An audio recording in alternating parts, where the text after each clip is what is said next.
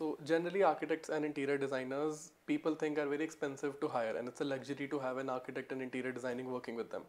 Do you think that you also fall in that category, that you are very expensive to hire? तो Karan, to answer your question, मेरे हिसाब से दो चीज़ें होती हैं, एक प्राइस एंड एक value. If the price is lower and the value that is being added to the project is higher, तो मुझे लगता है कि वो प्राइस ऑटोमेटिकली जस्टिफाई हो गया. Right. If in case the price is higher and हम उतनी वैल्यू ही ऐड नहीं कर रहे हैं, तो ऑब्वियसली उस टाइम पे वो फीस हमें एक्सपेंसिव लगेगी. Right. But if in case it is a balance situation कि आप जितनी वैल्यू के लिए फीस पे कर रहे हो, उतना या उससे ज़्यादा आपको as a investment, as a value addition आपके प्रोजेक्ट में मिल रहा है. सो वील नेवर फील कि you have hired a very expensive architect or an interior designer. और कहीं ना कहीं प्रोफेशनलिज्म ही ये है कि आपको आपकी फ़ीस जस्टिफाई करनी भी आनी चाहिए. एंड आप जिस अमाउंट पे वर्किंग कर रहे हो, जिस सर्विस चार्जेस को की आपकी आस्क है, आप उसको जस्टिफाई करके दो अपने क्लाइंट को. ये एक प्रोफेशनल की भी ड्यूटी है, I guess, an architect or an interior designer, because of very simple reason. कारण जो भी स्पेसेस हमें डिज़ाइन करते हैं हम लोग, जो भी स्पेसेस हम लोगों को रूटीन में यूज़ करने हैं, स्टार्टिंग फ्रॉम योर हाउस, आप अपने घर के किसी लिविंग एरिया में बैठे हो जब, तो आपको वहाँ पे एक ऐसी इनवाइटिंग वाली फीलिंग आनी चाहिए, या आपको एक वो कामनेस वाली वाइब आनी चाहिए कि आप रिलैक्स कर रहे हो. आपके घर का ड्राइंग रूम है, आपको पता है यहाँ किसी गेस्ट ने आना है, it should be that inviting factor there, right. If you are in your bedroom, your personal space, वहाँ पे आपको एक ऐसी वो कामनेस, एक पीस ऑफ माइंड वाली फीलिंग आनी चाहिए, ताकि आपका वो बेडरूम है, you need to rest there, तो वहाँ पे आपको फंक्शन फुलफिल हो. तो एक आर्किटेक्ट और एक इंटीरियर डिज़ाइनर को जब भी आप हायर करते हो, तो आप इस एक्सपर्टीज़ को ऑन बोर्ड लेना चाहते हो, सो दैट कि वो वाले स्पेसेस जिस पर्पस के लिए डिज़ाइंड है वो फुलफिल कर पाएँ. एग्जाम्पल, अगर हम एक ऑफिस बिल्डिंग को डिज़ाइन कर रहे हैं फॉर एग्जांपल, और उस ऑफिस बिल्डिंग के अंदर नंबर ऑफ़ एम्प्लॉयज़ काम करेंगे, उन एम्प्लॉयज़ को अगर वो वर्क एनवायरनमेंट नहीं मिलेगा, उन एम्प्लॉयज़ को proper lux level on table नहीं मिलेगा, उन एम्प्लॉयज़ को लेट से उनके डेस्क पे इतना ऑर्गेनाइज्ड डेस्क नहीं मिलेगा जहाँ पे वो प्रॉपरली वर्क कर पाएँ, या उनकी everything that has to be there on the desk has to be on right place. अगर वो चीज़ वेल प्लान्ड और इनिशियली प्रॉपरली डिज़ाइन नहीं है, तो it will be very difficult for a employ to work. और वहाँ पे उस जो owner of the that office है, उस ओनर को भी प्रॉब्लम आएगी रिटेंशन में. तो ये छोटी छोटी चीज़ें हैं जो गाइड करती हैं हम लोगों को towards the finishing of the things.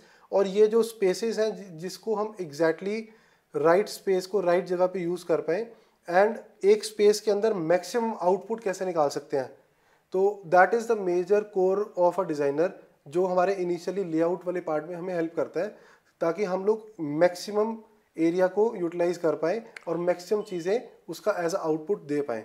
All together किसी भी बिल्डिंग को डिज़ाइन करने के लिए उस बिल्डिंग की वाइब्स, उस बिल्डिंग की लुक एंड फील, एक रेस्टोरेंट है, एक कैफ़े है, आप कैफ़े में जाते हो, एक आप किसी रेस्टोरेंट में जा रहे हो खाना खाने, आप वहाँ पे बैठे हो just to have a wine, और मे बी एक कैफे में just you want to go there and have a snack और कप ऑफ कॉफ़ी, तो वहाँ पे आप अपने लेजर एक्टिविटी के लिए जा रहे हो. यहाँ आप किसी रिजॉर्ट में जा रहे हो, तो वहाँ पे एक वो कामनेस है. बेडरूम तो आपके घर पे भी है, बेडरूम होटल में भी है, बेडरूम आपके रिजॉर्ट में भी है, और बेडरूम आपके एक फार्म हाउस में भी है, बट सभी बेडरूम्स की वाइब्स बहुत डिफरेंट है. अब वो डिफरेंस एक लेमैन या एक नॉर्मल इंसान शायद जाने के बाद फील करेगा कि अच्छा ये डिफरेंस है. हम लोग अपने घर पे बेडरूम में बैठे हैं, लेकिन हमें फिर भी एक होटल में जाना है just to take a chill pill, because of the reason कि वहाँ की वाइब्स डिफरेंट है. वहाँ पे उसको इतनी कामली डिजाइन किया गया कि आप वहाँ जाओ, you feel like you are in a place where you need to relax. वहाँ पे वो सेंसेस एक्टिवेट होती हैं कि जहाँ पे एक वो रिलैक्सिंग फैक्टर आ जाता है. और सिमिलरली ऐसे जितनी जितनी बिल्डिंग टाइपोलॉजीज चेंज होती हैं, तो lightings play a very important role, colours play a very important role, finishes play a very important role, and all together हर एक एरिया की एक डिफरेंट वाइब है. आप कैफे वाली वाइब को उठा के घर में फिट नहीं कर सकते, और घर वाली वाइब को उठा के रिजॉर्ट में फिट नहीं कर सकते.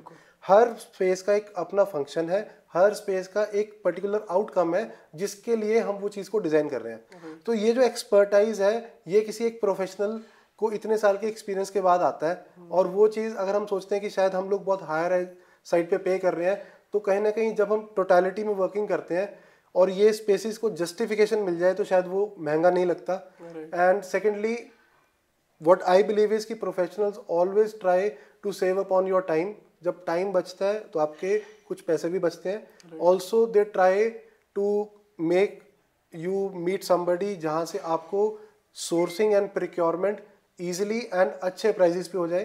तो व्हाट आई बिलीव इज कि any amount a professional is charging, they repay by their experience and by the like minimizing the costing of the purchasing and the sourcing of the items.